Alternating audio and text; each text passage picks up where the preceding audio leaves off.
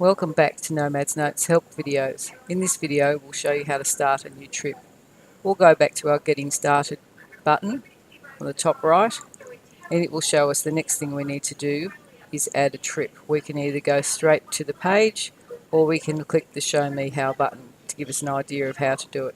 So we'll click that and it shows us we need to go to navigate to our navigation buttons up in the top left and then click on my trips.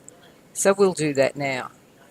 We'll click on navigation and we'll click on my trips.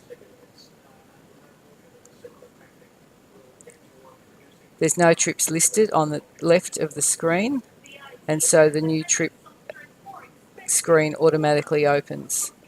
If you want to add it, if you've already got trips on the left and you want to add a new trip, you just simply click add new on the top right and the menu will come up to add a new trip. So we're going to start a new trip and we're going to give the trip a name. And we're going to start the trip today. This is usually real-time data entry, but you can choose another date, but usually not in the future because it is real-time data entry. And we're going to give it a destination for this trip. Now, we have to have at least one vehicle on our trip, so we're going to choose our main vehicle for this trip.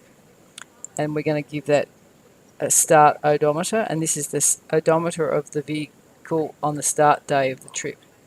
On this particular trip, we're taking a second vehicle, so I've got a second vehicle in my database now, and we're going to choose that. It's the only one there, and we're going to give it a start odometer also. And we're going to save this new trip. We're just going to watch the icon as it saves.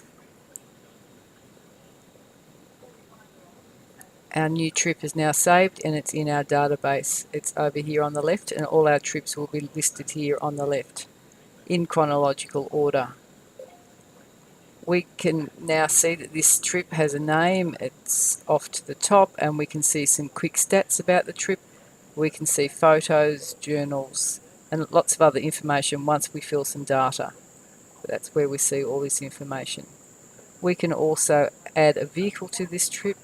We can edit the trip, or we can delete the trip. So we'll go through those now. We can add a new vehicle to the trip.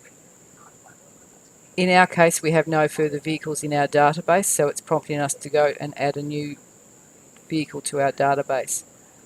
We can have a third vehicle to each trip, but usually it would only be a maximum of 2. We can also edit the trip, so we can edit a typo, or we can edit the start date or our destination, or we can edit the odometer, start odometer of any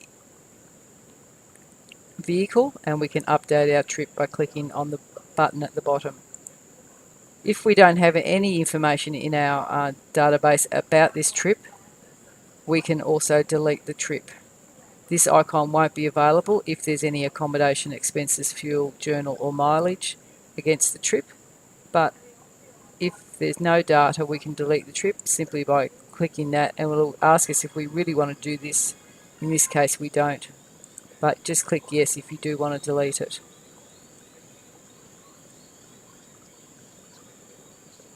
And that's it for starting a new trip.